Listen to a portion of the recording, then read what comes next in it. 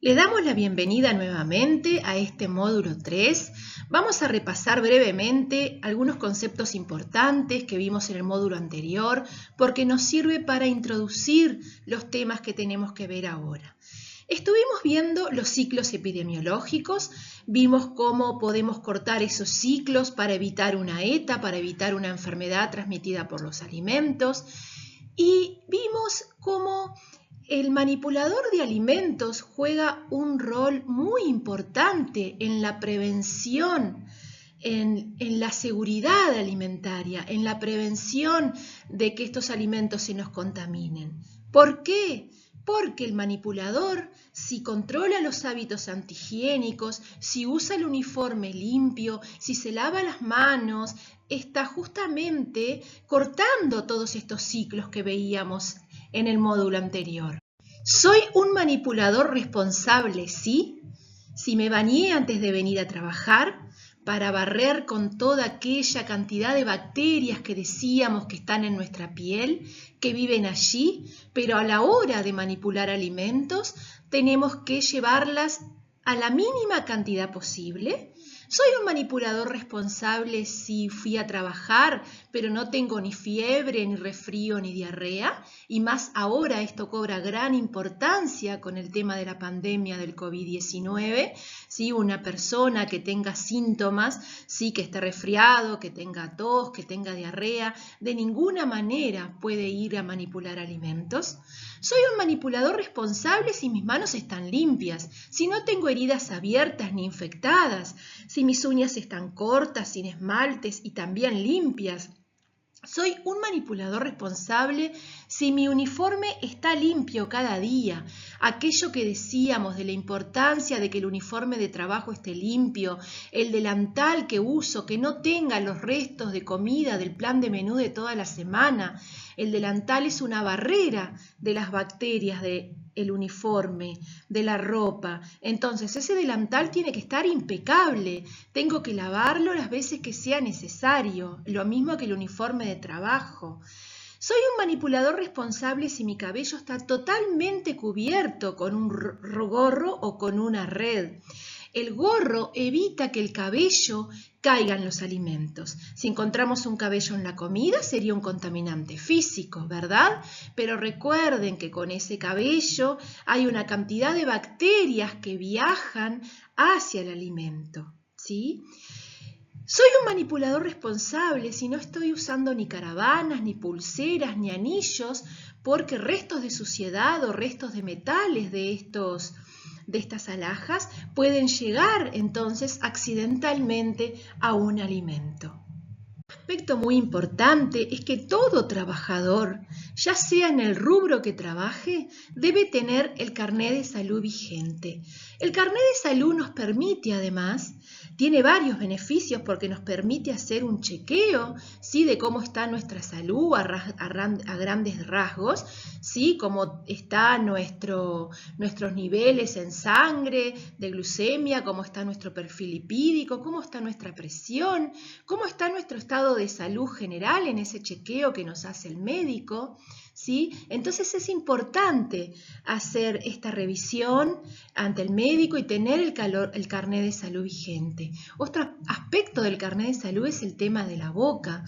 Si tenemos alguna caries, es una puerta de entrada a las infecciones. Infecciones hacia adentro, hacia el manipulador, hacia la persona, pero también infecciones hacia afuera, hacia ese alimento que estamos manipulando. Entonces es importante tener la boca en buenas condiciones y esto se chequea justamente en el carné de salud. Debemos de tener el carné o el certificado de manipular alimentos y en realidad esto está justificando que tenemos una capacitación, porque de nada sirve tener el carné de manipulación o su certificado si no tenemos los conocimientos para manipular los alimentos en forma segura. Entonces nosotros pretendemos que ustedes obtengan el certificado de manipulación de alimentos mediante una capacitación donde estos conceptos en la manipulación de alimentos queden claros, ¿sí? Para que ustedes, como responsables de esta manipulación, puedan evitar que los alimentos se contaminen y que las personas se enfermen. Este certificado de manipulación de alimentos responde entonces a una capacitación, que responde a un plan de capacitación que toda empresa debe tener, donde tenga planificado cómo se va a hacer la capacitación de sus funcionarios. Dentro del carnet de salud se controla, pero además está a decir que tenemos que tener la vacuna antitetánica, ¿sí? Que está previniendo contra una enfermedad que en nuestro país en realidad siguen habiendo algún caso, que es el tétano.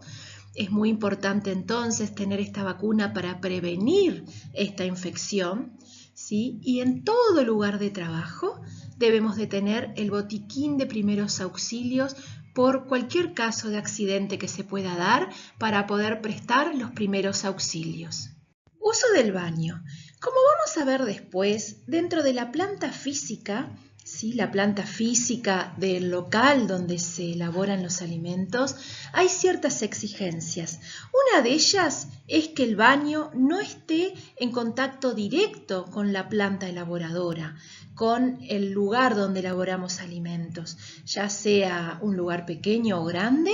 Este baño tiene que estar separado, ¿sí? Por algún pasillo, por alguna otra puerta de la zona donde se elaboran los alimentos.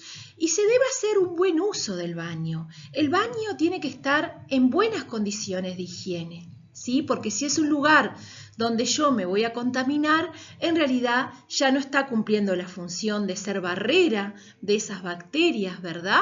Cuando yo me voy a lavar las manos, por ejemplo, porque está todo contaminado. Entonces es muy importante hacer un buen uso del baño, que los papeles estén todos contenidos en la papelera, que no haya desperdicios por el piso, que el baño esté en buenas condiciones de higiene, que esté limpio, que se lave varias veces al día. Es muy importante que los trapos que se usan para lavar el baño no salgan del baño. ¿Por qué? Porque son del baño y porque tienen bacterias que no deben de llegar a la planta elaboradora. El baño entonces, su buen uso, evita, en definitiva, que los alimentos se contaminen, permiten una buena higiene del lugar de trabajo, la mantienen a la higiene del lugar de trabajo y permiten un buen lavado de manos, ¿sí? Donde ese manipulador va a quedar apto, ¿sí? Para poder trabajar con los alimentos. De todas maneras, la planta elaboradora debe tener una pileta para el lavado de manos exclusiva. O sea que no alcanza con este lavado de manos. Cuando nosotros vamos al baño y hacemos nuestras necesidades, hacemos un buen lavado de manos para evitar el ciclo, ¿se acuerdan? De la mano sucia cuando vamos al baño. Pero además, estas manos nuevamente hay que lavarlas. Antes, en la puerta hay una pileta, esto debe ser así, ¿sí? En la entrada de la planta elaboradora, y vamos nuevamente a lavarnos las manos y ahora sí vamos a quedar aptos para manipular alimentos. En este baño, como vemos, hay toalla de papel para el secado de manos. Recuerden que la toalla de uso personal está prohibida porque en esa toalla permanece la suciedad, están sobreviviendo las bacterias que tienen humedad y nos podemos recontaminar las manos de nuevo. En este baño hay jabón líquido, que es lo que se exige. El jabón en barra no está permitido tampoco porque las bacterias pueden permanecer en ese jabón y pasar a las manos de la persona. Y lo que le faltaría a este baño, que quedó anticuado, ¿sí? Es que la canilla no debería ser cerrada con la mano, tendría que tener un dispositivo para cerrarse con el pie o con el codo. Pero si es así, y en el local donde trabajamos existe este tipo de pileta con esta canilla, lo que tenemos que hacer es el cerrado de esa canilla lo hacemos con una toallita de papel, ¿sí? Después accionamos la basura con el pie y esa toallita la tiramos dentro de la basura para cuidar la higiene del baño también. Seguimos hablando unos aspectos generales del manipulador. La persona que está cobrando no puede despachar los alimentos, no puede cortar el fiambre, no puede servir los bizcochos, no puede servir la fruta. El cajero solo puede tocar alimentos envasados. Esto es muy importante, es algo que hace muchísimos años que venimos educando, que venimos pidiendo a los locales, sí, que a veces no es fácil porque si es un local muy pequeño, si es un kiosquito, hay un solo empleado, bueno, entonces la exigencia, el reglamento dice así: la persona que cobra no puede despachar alimentos, solo puede tocar alimentos que están envasados. Durante el servicio de mesa, ¿sí? Por ejemplo, cuando una moza o un mozo están sirviendo los alimentos, hay prácticas correctas y también hay prácticas incorrectas que debemos evitar. Por ejemplo, no podemos tocar el plato por la superficie donde después el comensal, la persona que fue a comer, va a poner su alimento. Nuestras manos no pueden tocar la superficie que luego va a estar en contacto con los alimentos. Entonces tenemos en el primer dibujo que el plato se agarra de la parte de abajo y no le podemos poner el dedo en la superficie donde después la persona va a poner el alimento. Si es, por ejemplo, una taza, bueno, lo mismo, la tenemos que agarrar de la asa o de la superficie externa, pero no podemos agarrar la taza de forma que nuestras manos toquen la parte donde luego va a estar el alimento, ¿sí? Lo mismo los vasos, no podemos agarrar los vasos todos juntos metiendo los dedos hacia adentro, tenemos que agarrarlos de forma de que la parte que va a estar en contacto con los alimentos, ¿sí? No sea tocado por la mano de la moza, del mozo, del manipulador, de la persona que esté haciendo el servicio. Lo mismo se aplica si vamos a hacer el servicio y vamos a poner cucharitas, tenedores, cuchillos, o si estamos simplemente lavando todos estos utensilios, los dejamos secar y luego los vamos a guardar. Todos estos utensilios pequeños no se agarran nunca por la zona que luego va a estar en contacto con el alimento. Lo mismo una taza, no se estiba una sobre la otra, porque si no la superficie que estuvo en contacto con la mesada o con la mesa va a tocar la parte donde va a estar el alimento, ¿sí? Y un tema importantísimo, el tema del hielo, ¿sí? El hielo es un alimento. Tenemos que elaborarlo siempre con agua potable. Agua potable, como definimos antes, es esa agua cuyo contenido de microbios tiende a 0, ¿sí? Y la forma de elaborar ese hielo, ¿sí? Tiene que ser con manos limpias. La cubetera donde vamos a poner el hielo tiene que estar en perfectas condiciones de higiene.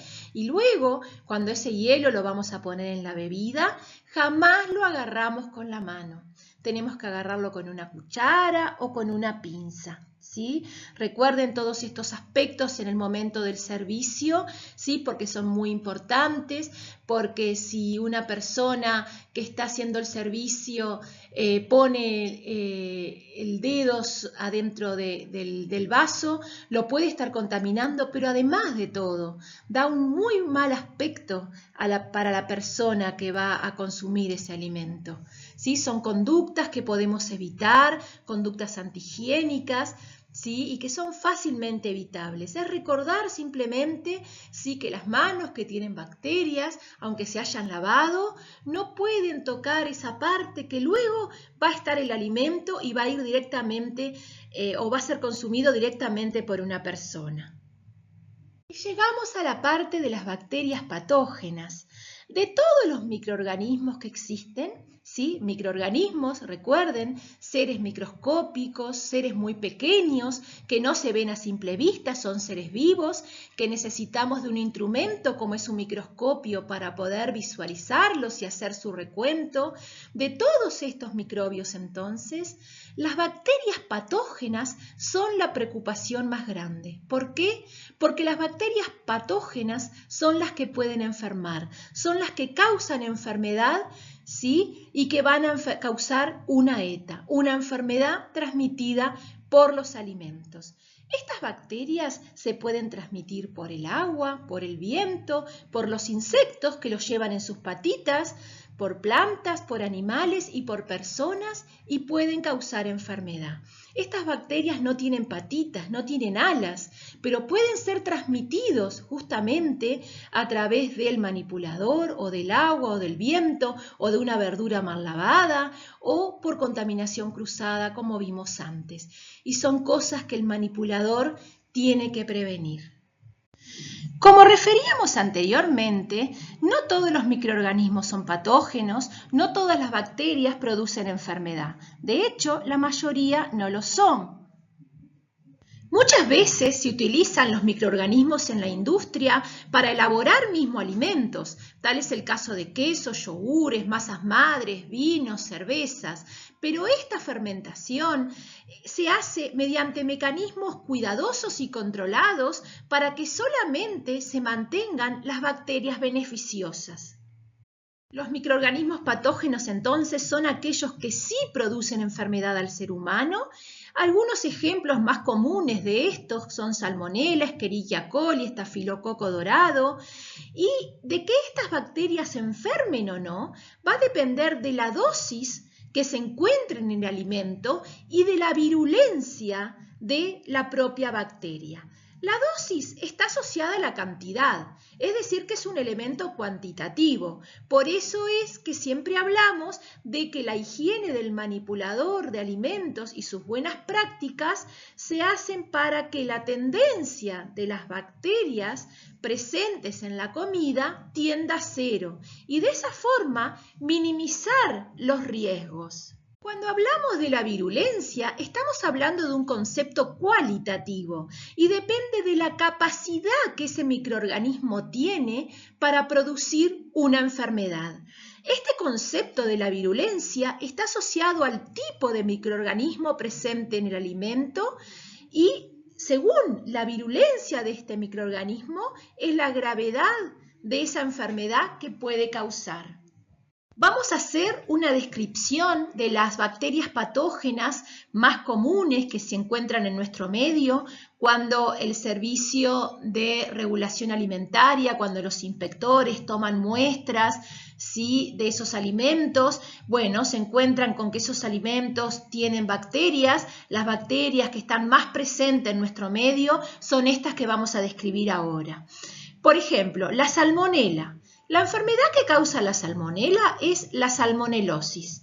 El periodo de incubación de esta enfermedad, desde que como ese alimento que tiene esta bacteria patógena en cantidades suficientes como para enfermarme, es de 8 a 72 horas. Y la enfermedad puede durar de 2 a 3 días. Los síntomas de una salmonelosis pueden ser dolor abdominal, dolor de cabeza, náuseas, vómitos, fiebre y diarrea. Esta bacteria es resistente a la congelación y también a la deshidratación, pero es una bacteria que no sobrevive en medios muy ácidos ni a temperaturas superiores a los 72 grados. O sea que es una bacteria que con la cocción de los alimentos, como vimos cuando vimos temperaturas, se estaría muriendo. Entonces, una de las formas de protegernos contra esta infección, porque la salmonela causa una infección, ahora vamos a definir lo que es una infección, ¿sí? Es cocinar en forma completa los alimentos. Temperaturas mayores de 63 grados, porque a 63 grados Celsius la salmonela se estaría muriendo. Una recomendación entonces es cocinar los alimentos en forma completa para destruir esta bacteria, para matar esta bacteria, que lo que causa es una infección alimentaria, que ahora vamos a definir lo que sería una infección. La salmonela se la asocia frecuentemente a los huevos, pero sepan que esta bacteria puede encontrarse en los huevos, en el pollo, pero también en la carne roja, se puede encontrar en la leche, en los subproductos de la leche, en los quesos, así como también se puede encontrar en frutas, en verduras que no fueron lavadas correctamente, puede estar en mariscos, puede venir en el agua y también puede encontrarse en platos preparados, como por ejemplo una tarta que no se llegó a la cocción suficiente que vimos y está preparada con un huevo, o en sándwiches, ¿sí? Como dijimos anteriormente, la forma de prevención es cocinar completamente todos estos alimentos preparados que pueden tener huevo y carne, lavar frutas y verduras por arrastre bajo el chorro de la canilla y luego hacer una desinfección con hipoclorito de sodio, como vimos anteriormente. Y la forma de prevención también es evitar en todo momento la contaminación cruzada, o sea que las bacterias pasen de los alimentos que ya están de los alimentos que están crudos a los alimentos que ya están cocidos, que ya están preparados, ¿sí? Hay que evitar en todo momento entonces la contaminación cruzada. Esta bacteria no produce toxinas y tampoco produce esporas, o sea que con cocinar los alimentos en forma completa estamos previniendo su transmisión. Con respecto a los huevos, tenemos la opción de comprar los huevos que son ya pasteurizados, que están en forma líquida, y es un producto al cual se los sometió a los 63 grados necesarios para matar la salmonela, por lo tanto está libre de esta bacteria y no nos va a enfermar. Decíamos entonces que la salmonela o la salmonelosis es una infección, ¿sí? Una infección es la enfermedad causada por el propio microorganismo, ¿sí? Que es ingerido por la persona, que puede atravesar la acidez del estómago, ¿sí? Que llega al intestino y que puede reproducirse en el intestino del consumidor y desarrollar una enfermedad. Eso es una infección, es la enfermedad causada por el propio microorganismo. Siguiendo con la presentación de las bacterias patógenas, vamos a ver el Staphylococcus aureus. El Staphylococcus aureus es capaz de producir toxinas. Las toxinas nosotros vimos en el módulo anterior que son sustancias químicas que son perjudiciales para la salud, que son producidas por la bacteria antes de ser ingerida en el propio alimento, ¿sí? Vimos que estas toxinas son resistentes al calor y que causan entonces, cuando son consumidas por la persona, estas bacterias este alimento con estas bacterias y estas toxinas causan una intoxicación. Como recién dijimos, las toxinas son sustancias venenosas, sustancias tóxicas. Entonces, la diferencia más importante entre una infección y una intoxicación es que generalmente el tiempo entre el consumo del alimento con estas toxinas y los primeros síntomas son más cortos que en una infección. El estafilococo entonces causa una enfermedad que es una intoxicación. El periodo de incubación entre que ingiero ese alimento con esas toxinas y que aparecen los primeros síntomas es más corto que en una infección, es de 4 a 6 horas. La duración de la enfermedad puede ser entre 24 y 48 horas y los síntomas más comunes son diarrea, náusea, vómitos, cólicos importantes que incluso pueden llevar a una deshidratación por las grandes diarreas que el paciente puede tener. Esta bacteria se puede encontrar frecuentemente en la piel, en el cabello, en la boca, en la garganta y en la mucosa de todas las personas. Personas sanas como enfermas. Recuerden aquello del portador sano, ¿sí? Que ya lo hablamos recién con la salmonela, no lo vamos a reiterar, ¿sí? También puede encontrarse esta bacteria en heridas infectadas, ¿sí? Puede estar en animales y puede ser transmitida por el manipulador de alimentos, ¿sí? También se puede encontrar en alimentos como carnes, lácteos, entre otros. La podemos encontrar en productos embutidos tipo jamón, carnes, lácteos, en ensaladas preparadas, cremas, alimentos con proteínas. Dijimos entonces que forman toxinas. Y vamos a lo más importante, vamos a la prevención, ¿verdad? Porque acá es donde el manipulador puede inferir para evitar que este alimento se contamine. La prevención se basa justamente en los buenos hábitos del manipulador, ¿sí? Que tiene que evitar tocarse la cara con las manos, o toser, o estornudar, o comer chicle, o fumar, o comer mientras se elaboran alimentos. ¿Para qué? Para que si esta bacteria está viviendo en un granito de la persona, en su nariz, en su garganta, en la saliva, no pase a los alimentos. Es fundamental entonces el uso de tapaboca mientras se preparan los alimentos. Tiene que estar el uniforme limpio, tiene que usarse en forma completa, ¿sí? Y un manipulador que tenga una herida infectada no puede trabajar con esta herida en contacto directo con los alimentos. Es importantísimo para la prevención del estafilococo, es de gran importancia la higiene personal, el lavado frecuente de manos, es fundamental mantenerse los alimentos cocidos o listos para consumir fríos, refrigerados o bien calientes, mantenerlo frío y lo caliente según corresponda. Y es importantísimo, como en el caso también de la salmonela, evitar la contaminación cruzada, evitar que estas bacterias crucen de alimentos crudos a alimentos que ya están prontos, ya sea en la heladera, ya sea mediante su preparación, ¿sí? En forma de resumen, para evitar entonces la transmisión de esta bacteria y de sus toxinas, juega un rol importantísimo el manipulador con sus buenos hábitos, con su higiene personal, evitando la contaminación cruzada, siendo cuidadoso en medir temperaturas, en cocinar en forma completa los alimentos y refrigerar inmediatamente.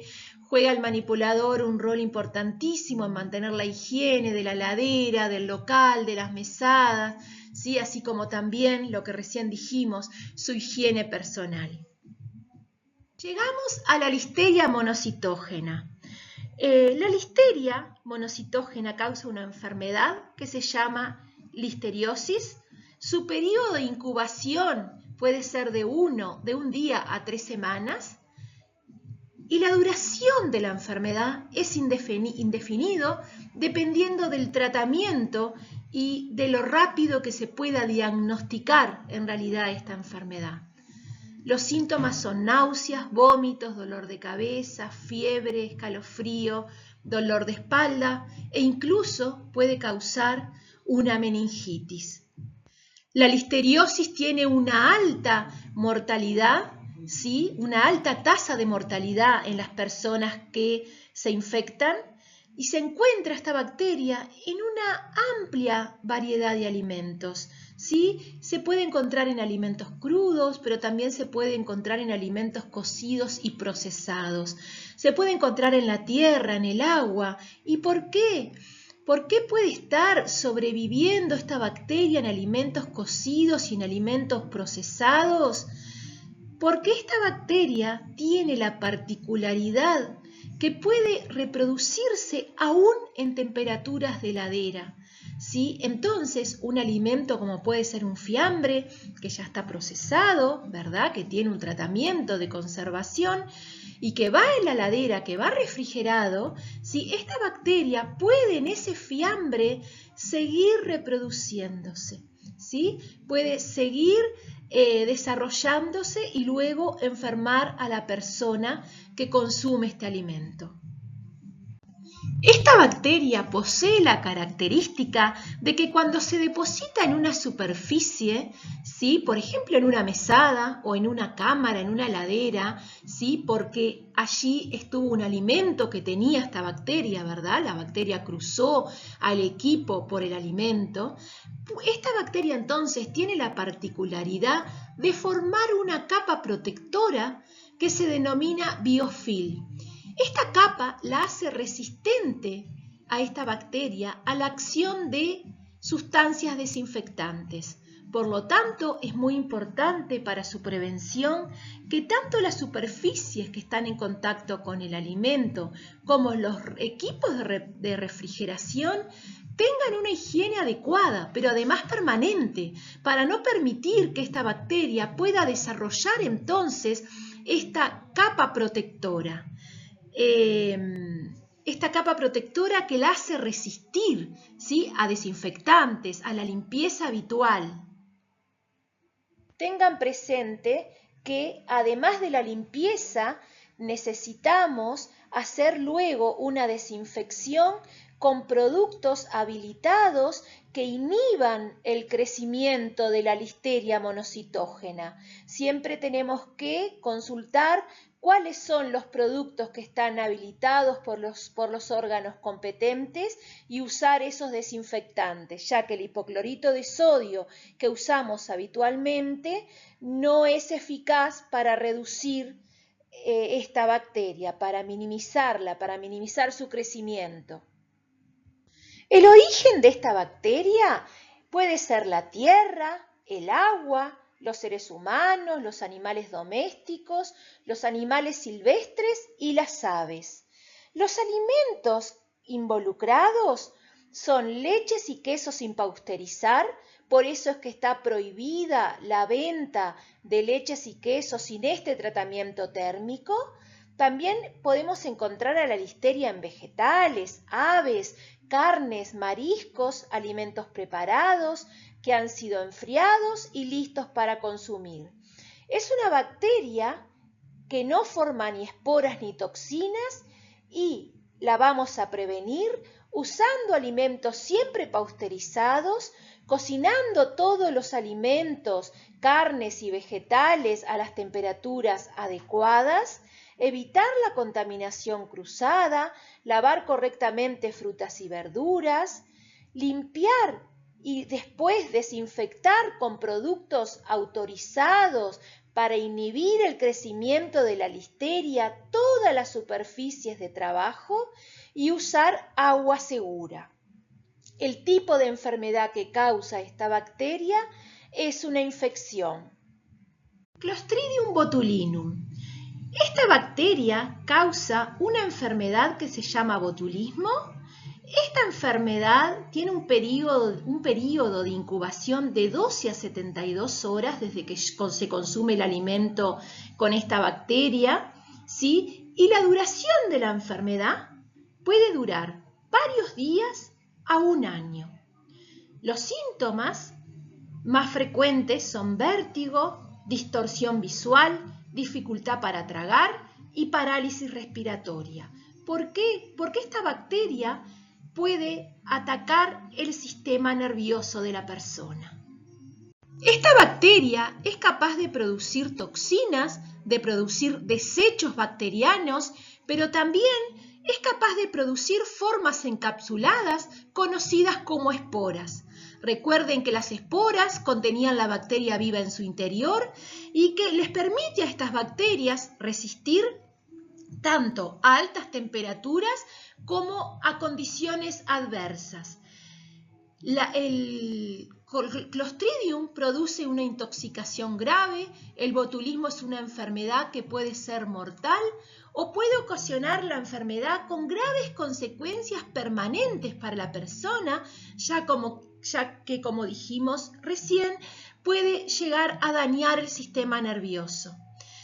Se encuentra esta bacteria en el suelo, en los vegetales, en la materia fecal de algunos mamíferos y de algunas aves y se asocia frecuentemente a conservas o a embutidos mal elaborados. Por eso es necesario prestar mucha atención que los alimentos enlatados, ¿sí?, o envasados estén en buenas condiciones, que las latas no estén abolladas, no estén hinchadas, no presenten óxido y estén siempre con su fecha de vencimiento vigente, digamos, por decirlo de alguna forma. Esta bacteria tiene la propiedad de que no necesita el oxígeno para vivir y para reproducirse. Es una bacteria anaerobia que no necesita del oxígeno, por lo tanto puede estar presente en una conserva que no hay oxígeno, ¿sí? Puede reproducirse en ella y luego puede causar una infección y una intoxicación en la persona que lo consuma. Otra gran importancia antes de preparar una conserva, ya que esta bacteria puede venir en la tierra, ¿sí? El lavado correcto y la desinfección de todas las verduras que se van a elaborar luego en una conserva. Escherichia coli. La Escherichia coli se conoce la enfermedad como E. coli 0157 o una enteritis. El periodo de incubación de esta enfermedad, ¿sí? Desde que yo consumo el alimento hasta que me siento enfermo, puede ser de 12 a 72 horas y la enfermedad puede durar de 1 a 3 días. Los síntomas clásicos son diarrea, que puede ser con un sangrado, severo dolor abdominal, náuseas, vómitos y fiebre, ¿sí? Esta bacteria habita en el intestino de los mamíferos y existen algunas cepas que son patógenas como la enterohemorragia. Se asocian al consumo de carne picada cruda cuando no es la cocción, cuando no se logra en forma completa, como por ejemplo en una hamburguesa, en un pastel de carne. Se asocia a la leche sin pasteurizar y a los vegetales mal lavados también.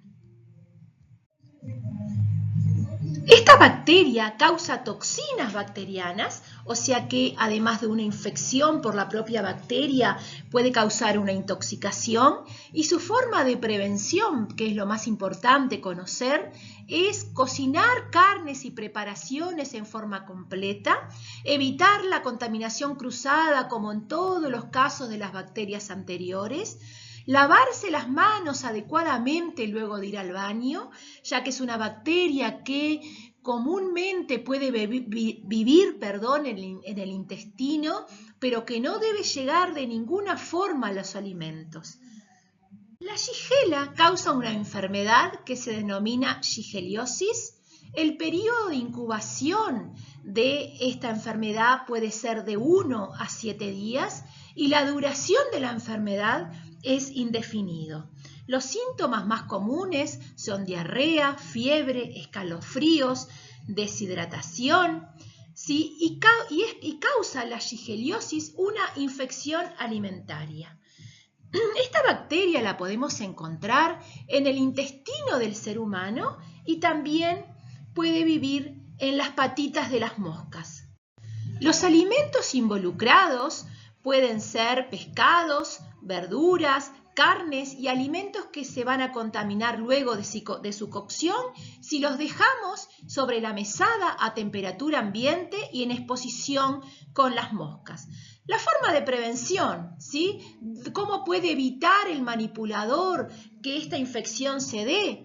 Bueno, lavándose las manos correctamente antes de manipular los alimentos, al cambiar de tarea, después de ir al baño, evitar el contacto de los alimentos con las moscas, enfriar rápidamente los alimentos que vamos a refrigerar, evitar en todo momento la contaminación cruzada y usar siempre agua potable en todos los procesos que involucren al alimento.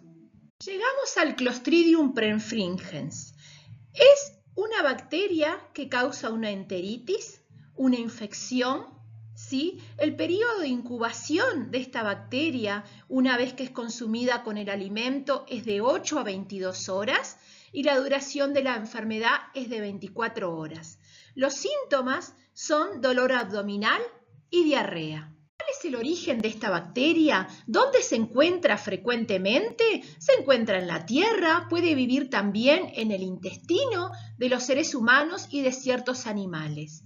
Los alimentos involucrados son carnes cocidas, aves, salsas, alimentos que se enfriaron lentamente.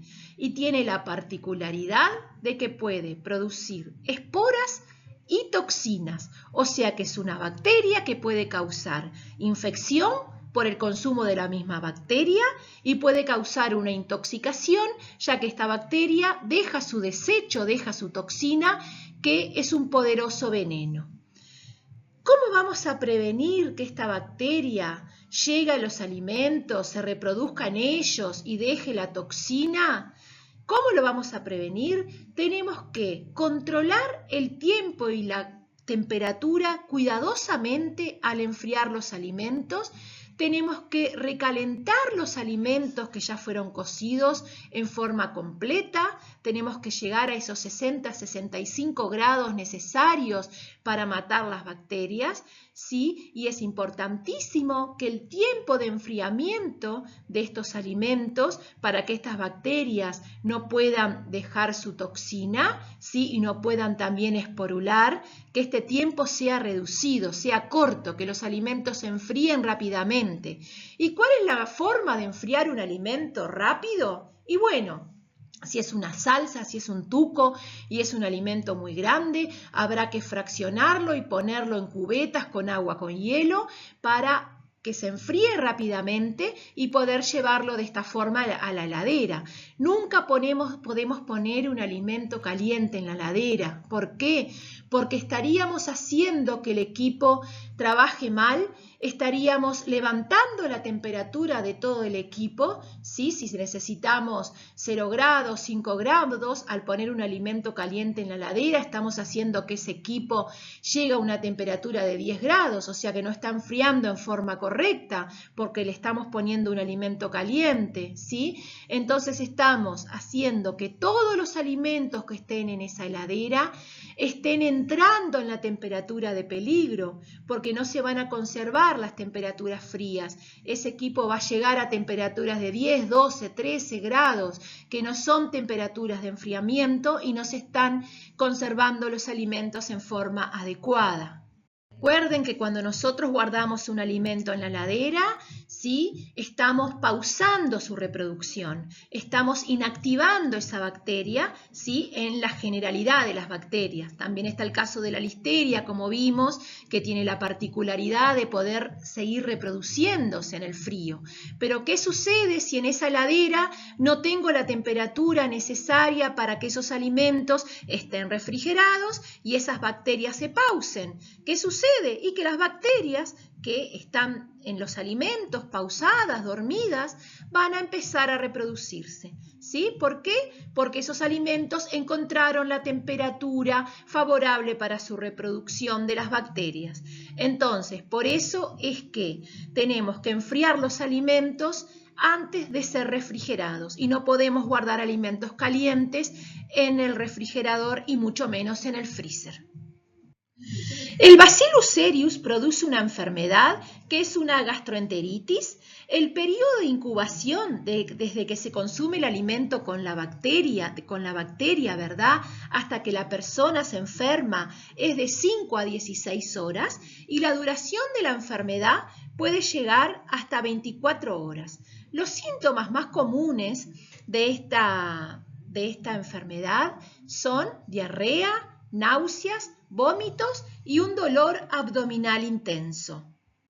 Estas bacterias se encuentran frecuentemente en la tierra, en el suelo y en el polvo y son capaces de causar una infección y también una intoxicación alimentaria porque pueden producir toxinas alimentarias. Se las suele encontrar en legumbres y arroz. Y son capaces estas bacterias de esporular, de producir esporas bacterianas que son resistentes, estas esporas, incluso al ácido clorhídrico del estómago. ¿Sí? Son también resistentes a altas temperaturas, a la deshidratación y a la radiación. Vamos ahora entonces a ver cómo se puede prevenir que estos alimentos tengan estas bacterias y dejen su toxina y dejen su espora. Bueno, la forma de prevención es cocinar en forma completa los alimentos. ¿A qué temperatura necesitábamos llegar para cocinar los alimentos? 65 grados, ¿recuerdan? Recalentar en forma completa el alimento también a una temperatura segura. ¿A qué temperatura necesitábamos llegar para recalentar un alimento? A 60 grados. Es importante que en todo el interior del alimento se llegue a esta temperatura segura, ¿sí? Necesitamos además evitar que el alimento quede expuesto a temperatura de riesgo, ¿sí? Entre 5 y 60 grados los alimentos no pueden estar más de 2 horas. Por lo tanto, tenemos que exhibirlos a temperatura segura y enfriarlos rápidamente. Todos los alimentos cocidos que tienen cereales, ¿sí? Que tengan arroz, lentejas, porotos, que tengan todo tipo de leguminosa, ¿sí? Deben de mantenerse refrigerados, ya que esos alimentos absorbieron agua. Entonces ahora, al absorber agua, esa espora que pudo haber dejado esa bacteria se va a activar. Entonces tenemos que mantenerlos refrigerados y ser consumidos a lo sumo al otro día de elaborados. Una recomendación general es que los alimentos elaborados y que van a ser consumidos por niños, por embarazadas o por personas inmunodeprimidas, sí que tengan alguna patología previa que los hace más vulnerables a las infecciones, este grupo de personas no puede consumir alimentos que hayan sido guardados. ¿Cuál es la recomendación? Que los alimentos elaborados para este grupo de personas sean consumidos inmediatamente, no sean guardados, no sean almacenados en frío. Y acá tenemos la imagen de una bacteria esporulada. ¿Sí? Tenemos una espora casi madura dentro de una célula de esta bacteria que es el Bacillus cereus que vimos recién. Esto es visto al microscopio. Recuerden que esta bacteria y su espora y su toxina no se ven a simple vista, necesitamos de un microscopio para poder verla. Pero acá está la espora casi madura, esperando, ¿sí?, que se encuentren las condiciones favorables para su reproducción. Si esta espora bacteriana entonces, que tiene la bacteria inactiva en su interior, tiene condiciones favorables de temperatura entre 5 y 60 grados, pasa el tiempo a esa temperatura, esta espora se va a activar y la bacteria va a empezar a reproducirse y puede luego llegar a enfermar gravemente. Llegamos entonces al virus Norwalk. Este virus tiene un periodo de incubación, lo mismo que la duración de la enfermedad, de 24 a 48 horas, y los síntomas más comunes son diarrea, náuseas, dolor abdominal, dolor de cabeza, fiebre y también pueden causar hipotermia. Este virus vive en los seres humanos, en su intestino, y los alimentos involucrados pueden ser mariscos, vegetales crudos y ensaladas preparadas, alimentos procesados con agua que está contaminada con este virus o con agua contaminada con materia fecal. El virus no forma esporas ni toxinas y justamente, ¿cómo lo vamos a prevenir? Tenemos que obtener mariscos de proveedores habilitados. ¿Sí? Tenemos que lavarnos las manos en forma correcta luego de ir al baño y cocinar los alimentos en forma completa y usar agua segura. El tipo de enfermedad que causa este virus es una infección alimentaria. Tiene gran importancia para prevenir esta enfermedad el lavado de las frutas y las verduras con agua potable y luego con una desinfección, sobre todo si se van a consumir crudas. ¿Por qué si se van a consumir crudas? Y porque si yo voy a cocinar ese vegetal, por más que lo tengo que lavar y desinfectar en forma correcta, voy a tener la barrera de la temperatura que va a destruir este virus. Pero si yo lo voy a consumir crudo, no voy a tener la barrera de la temperatura. Entonces, ¿cómo me aseguro que ese virus no esté en el alimento que le voy a ofrecer al consumidor? Lavando correctamente esa fruta y esa verdura antes de su preparación. Otro virus que puede estar presente en el agua o en alimentos contaminados y causar una infección es el virus de la hepatitis A. La forma de prevención de la hepatitis A es usar agua potable y también lavar frutas y verduras en forma correcta, cocinar en forma completa los alimentos y evitar la contaminación cruzada. Hay que recordar que es muy importante para matar bacterias y virus la desinfección de todo lo que son frutas y verduras con hipoclorito de sodio. Otro virus que ha cobrado muchísima importancia este último tiempo es el COVID-19. El COVID-19 es un virus que, según los últimos estudios, no se transmite por los alimentos, pero sin embargo puede mantenerse en envases alimentarios por días, aun si el alimento está en la heladera. Es muy importante entonces lavar todo lo que voy a guardar en la heladera antes de guardarlo. Lavar bolsas de leche, lavar latas, envases de bebidas, envases de alimentos que así lo permitan, que el lavado sea con agua y jabón y luego realizarle una desinfección con hipoclorito de sodio, como si fuéramos a lavar una verdura. Una cucharita, o sea 5 centímetros de hipoclorito de sodio en 1 litro de agua. En todas las enfermedades de transmisión alimentaria mencionadas anteriormente, se ha constatado que la contaminación cruzada, la falta de higiene personal, el mantenimiento de alimentos a temperatura de crecimiento de las bacterias, así como una incompleta cocción, son las principales causas.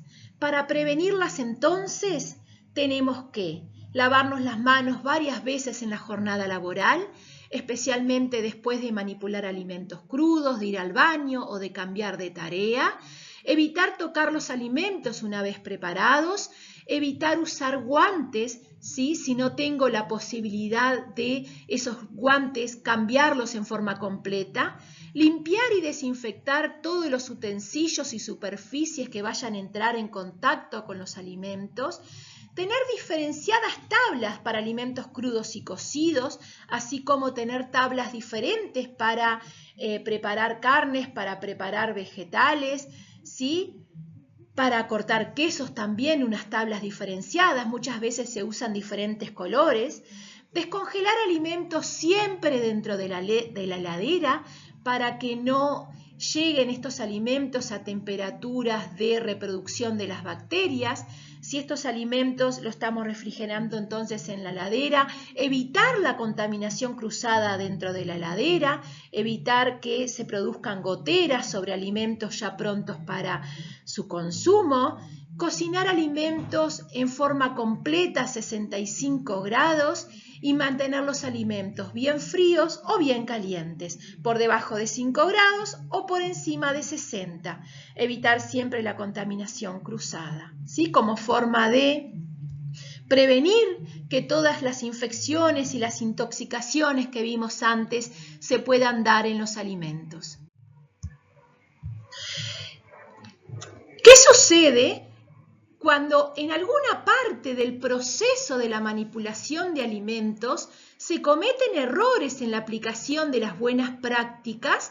Bueno, lo que sucede es que puede devenir una ETA, una enfermedad de transmisión alimentaria.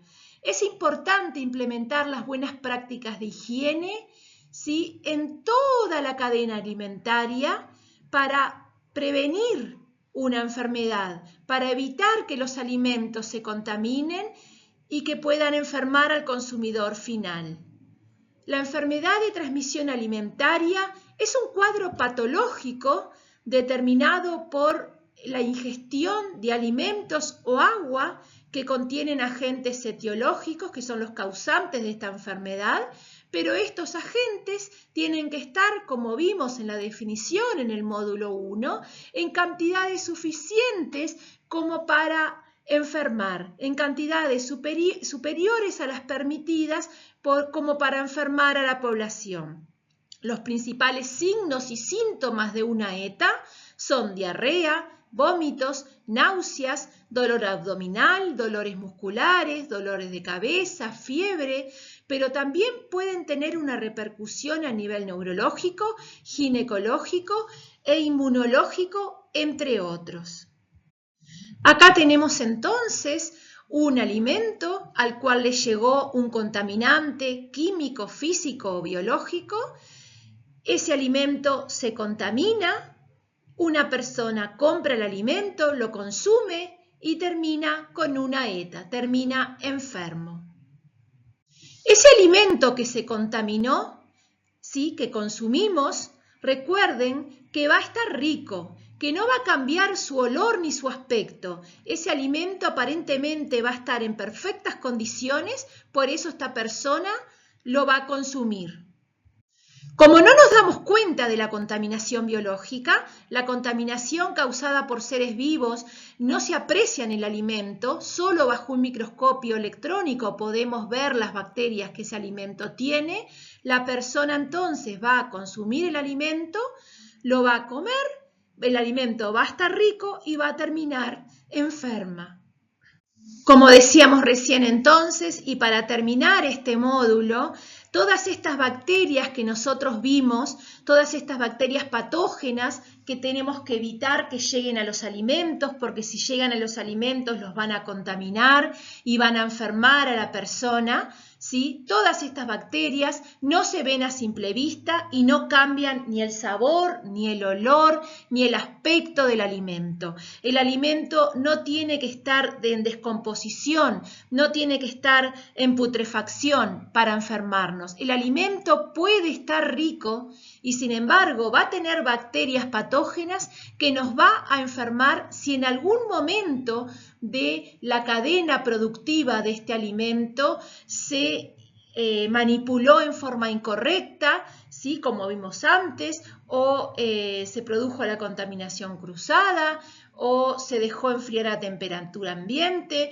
o no se enfrió a temperatura segura en forma rápida, o no se calentó o no se cocinó a 65 grados ese alimento, o se fraccionó en malas condiciones de higiene. Bueno, en fin, son múltiples las acciones que podemos hacer para que este alimento se contamine y es lo que tratamos de evitar.